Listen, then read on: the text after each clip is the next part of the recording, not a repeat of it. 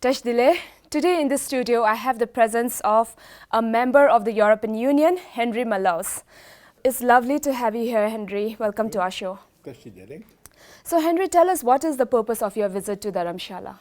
I was asked by my friend Dr. Lobsang Sangay, I met in Brussels 2 weeks ago, to come to Dharamshala after a political visit we had in Delhi, where I met the Prime Minister Modi and we went to Kashmir. And I came here because it's my fourth visit to Dharamshala, yes. I've been there in 2010 for the March commemoration.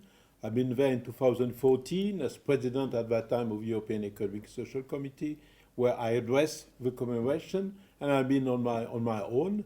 And it was an occasion to see how the question is going for the relation between, of course, India and the Tibetan community. I asked Prime Minister Modi, and I thank him for his hospitality of India, for the Tibetan community, for His Holiness. And this was a good opportunity for me to come back to a lovely place that is Dharamshala. And I yesterday had the opportunity to be invited to the Tibetan opera, to a show, and I really enjoy it. Okay, so how strong is the support for Tibet in the European Parliament?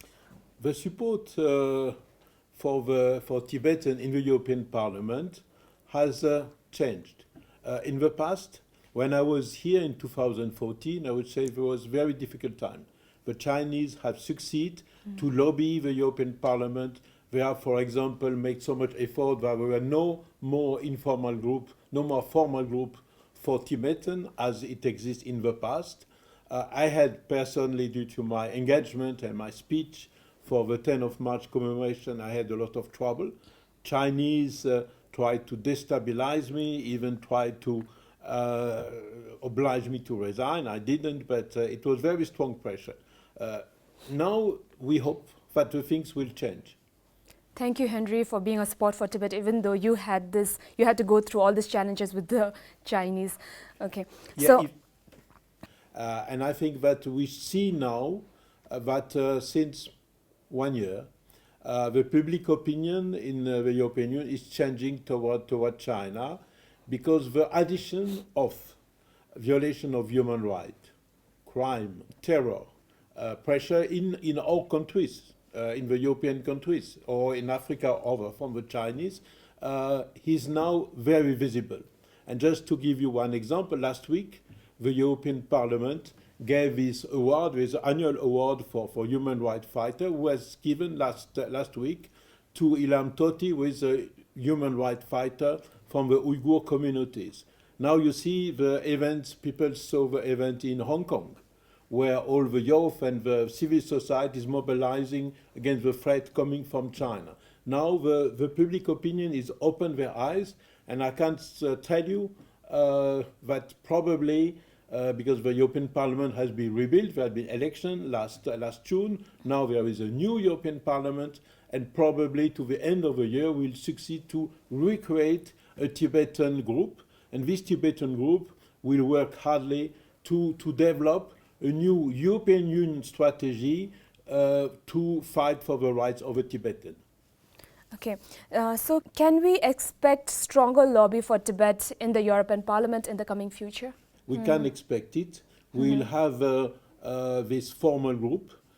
A formal group has existed before 2014. Unfortunately, between 2014 and 2019, we were just informal, because the Chinese, through a lot of blackmail pressure, have succeeded to make pressure that has come to the result that there were a lot of members of European Parliament were not ready to sign for this group, because they were threatened.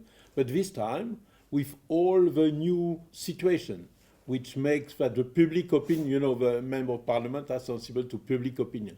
The public opinion in Europe changing their vision toward what happened in China. They saw the situation in Xinjiang with the Uyghurs, which are put by millions in re-education, say concentration camps. They see the situation in Hong Kong. They see the threat to Taiwan.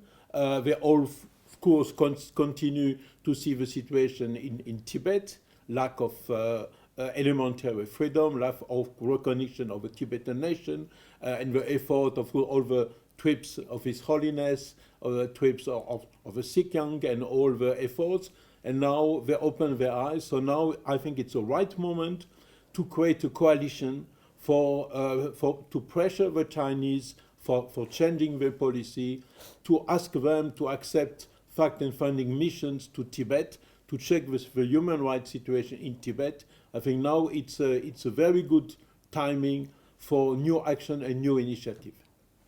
Thank you so much, Henri, for being here with us and for your support for the cause of Tibet. Thank you, and I will say that all my blessing and regards to the Tibetan.